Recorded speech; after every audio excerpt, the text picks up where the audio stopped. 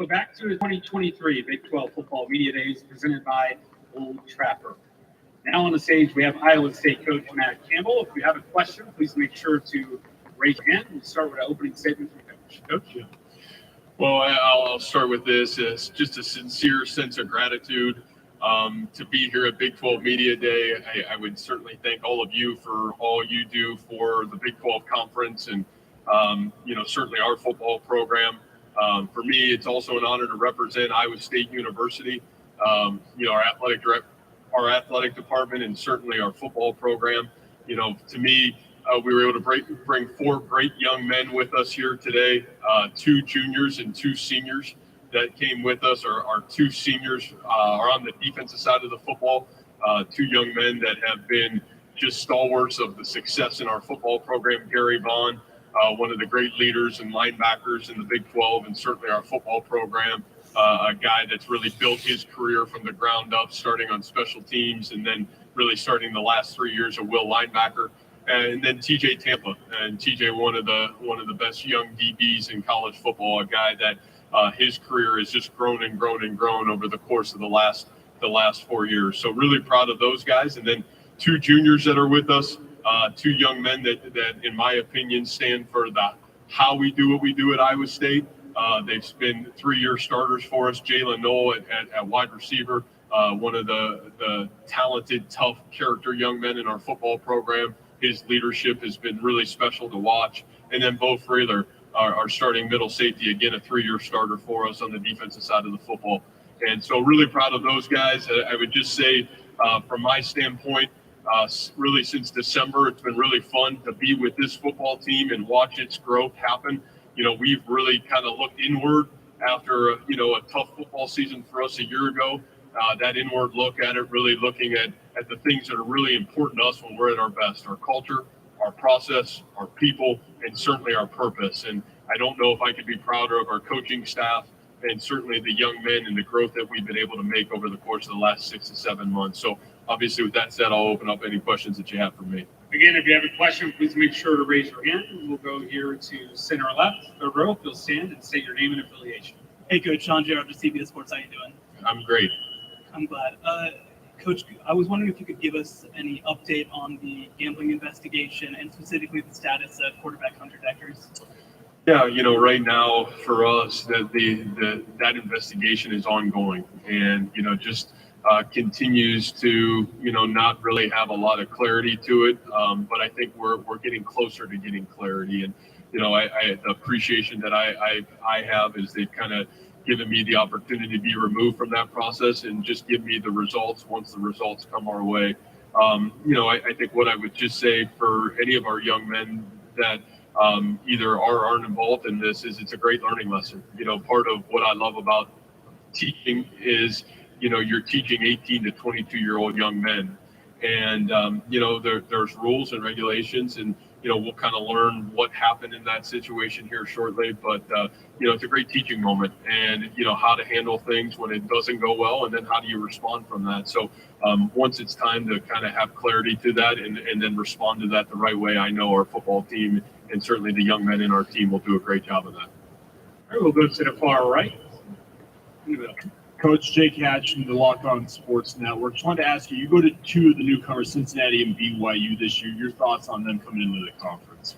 Well, you just talk about both of those institutions and the history, the success, the excellence that the two brands really embody, and then two amazing places to go play football. As a young kid, I always dreamed of playing against BYU, and that Provo area is something that I grew up watching those games late night on ESPN and, really look forward to the opportunity to go compete there. And then obviously being a young man from the state of Ohio and the respect that you've had for the history and all the great coaches that have come through the University of Cincinnati, and obviously a great relationship with Coach Satterfield and the respect that I have for him.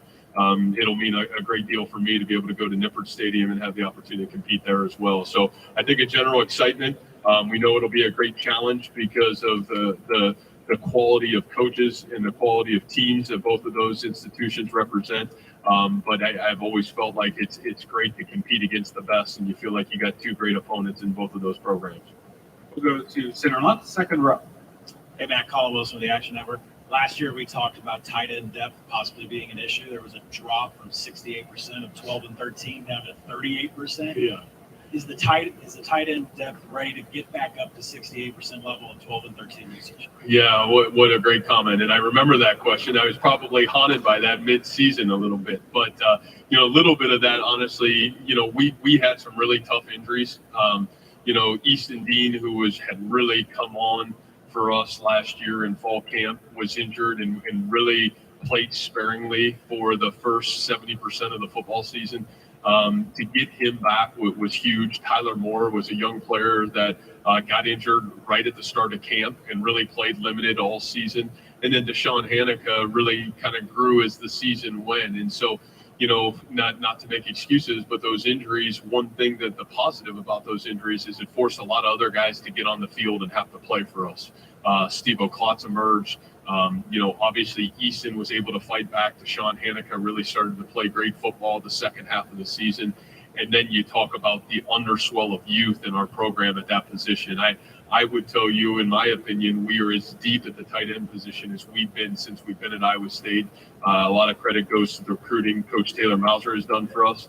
But also I would say the development that group, from the experiences they got a year ago to the opportunity to really grow and develop this offseason, we're really excited about what that group's got the ability to look like. So great question. We'll go to center right. Coach Matt, just a quick question about Ryan Clanton. He's your new offensive line coach. Where have you seen the biggest improvement or changes on your offensive line, or also where do you foresee the biggest changes being? Yeah, I think to me, and I'll let me just say this: we're excited to have Coach Clanton on board. Coach Clanton's got a great history of being a great developer, and I think you look at his own collegiate career and his growth process and the success he had as a player, to certainly what he's been able to do in northern Iowa and the success that he's had in developing great offensive lines and great offensive linemen. When I look at the growth of our offensive line in general, I think one of the big things was physical growth and development. And I think that group, whether you would say, it was process or whether it was youth, that group needed to make big strides and big gains this year from a physical growth and development standpoint. And then I think confidence. And I think we know when you're talking about offense and defensive line play, consistency of physical growth and knowing what to do, those are two critical pieces of having confidence as an offensive lineman. So, I think both with Coach Clanton and then Coach Kagi, our strength and conditioning coach, I've really seen great physical growth and development over the course of the last 4 to 5 months. And I'm really excited. I really feel like we have elite pieces on that offensive line and, elite young men that have the ability to really raise the level of excellence of our offensive line play. But obviously we have to do it and we have to prove it. So we're really excited about the growth opportunities that are available for Coach Clanton and that offensive line. We'll go to the far right, fourth row. Please state your name and affiliation. Yeah, Coach Robert Allen with the Cowboy Radio Network and also with Triple Play Sports Radio. You've been known as a developer of players, developed a lot of players, but you're now getting known as a developer of coaches. Nathan Shielhaas taking over your offensive coordinator. I remember when he was being recruited as a student athlete. Talk about the confidence you have in him and the decision that went into making him your offensive coordinator. Yeah. You must have been really young then, Robert. You know what I mean? Because you still look great. We were all young at one point. I got you. You're right. I think the thing that I love about Nate is Nate, obviously a 4-year starter at Illinois, a guy that has played the quarterback position. He's been in multiple offensive systems, went through a lot of offensive coordinators. When we hired Nate at 25 with very limited coaching experience. But there was something about Nate Shielhaas to me that was really powerful. And yes, the football piece of it was one, but more than anything was the human, what he stood for, what he believed in leadership intangibles and why he was coaching. His why was to make a difference in the lives of 18 to 22-year-olds. And to me, Robert, that's what I love. That's my passion about coaching. Is the wins and losses are great, but developing the human beings is what I love most about my job. And Nate has already taken that opportunity, not just to be a great football coach, but to how is he going to develop his staff in this offense and pour into them as human beings, as young men into men. And I think Nate's just got that special quality that draws people to him because he knows who he is. He certainly knows what he stands for. And obviously what he stands for are some of the great beliefs that I believe in. And that's not just developing great football players, but developing great men. And Nate's already done a great job of that. Center right, fourth row. Coach Jason Watkins, Hall of Fame media. You've had top 10 defenses pretty much every season. Obviously started off last year, get a win over Iowa, your biggest rival, but stumbled most of the rest of the way.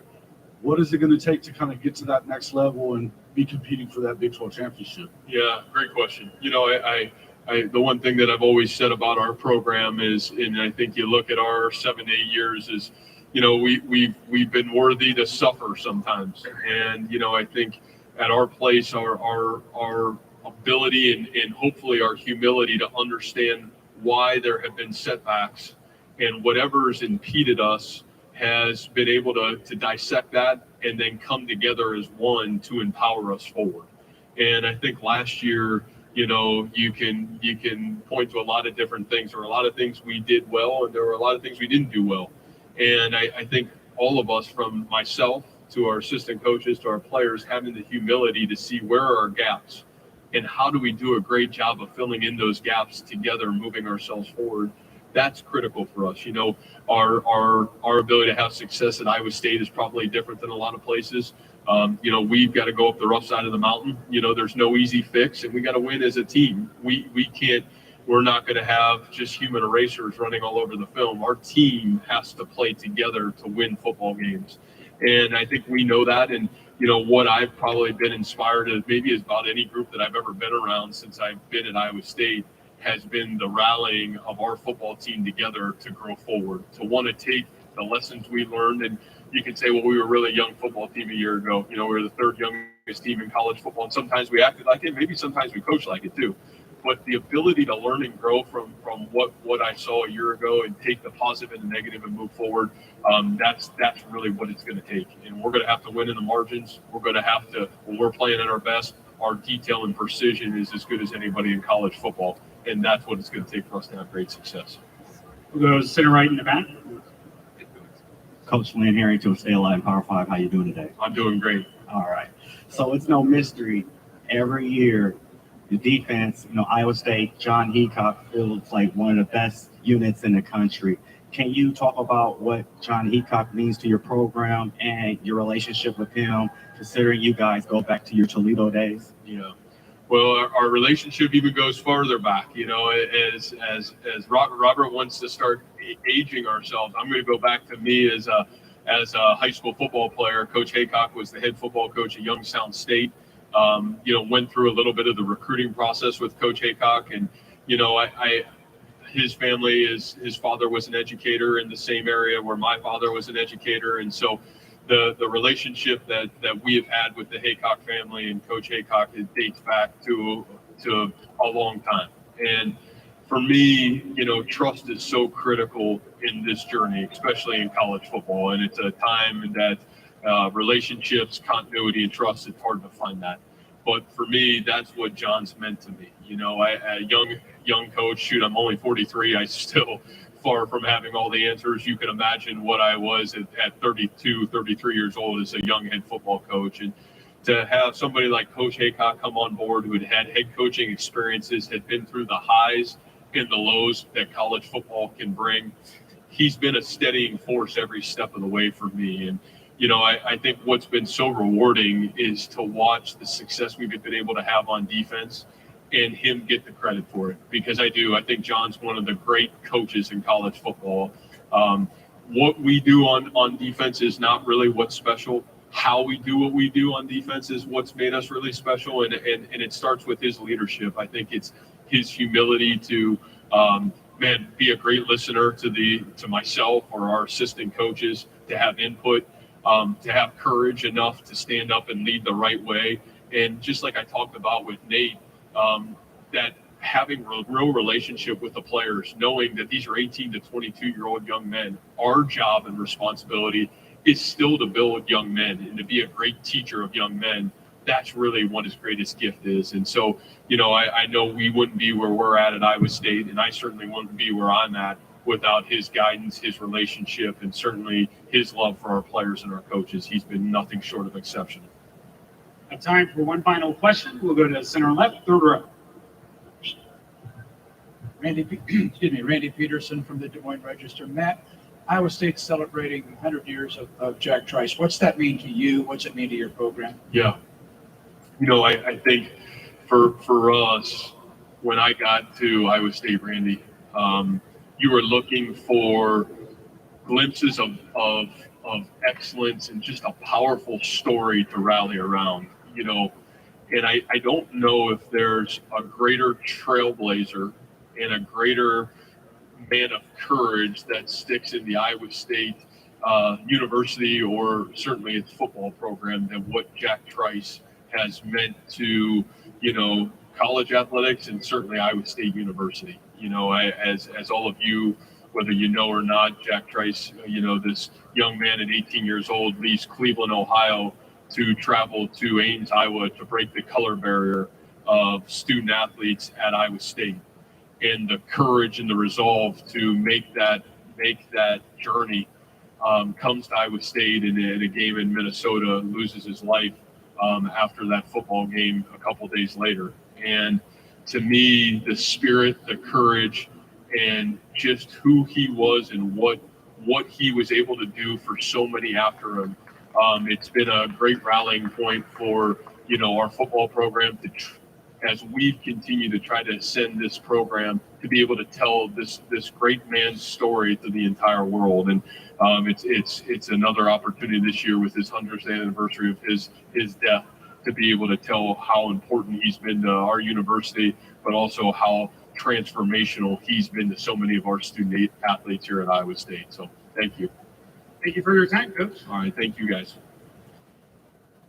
We'll have our final coaches press conference today at 11:50 with Oklahoma coach Brent Venables. Just a reminder, we'll have team breakouts today starting at 1 o'clock.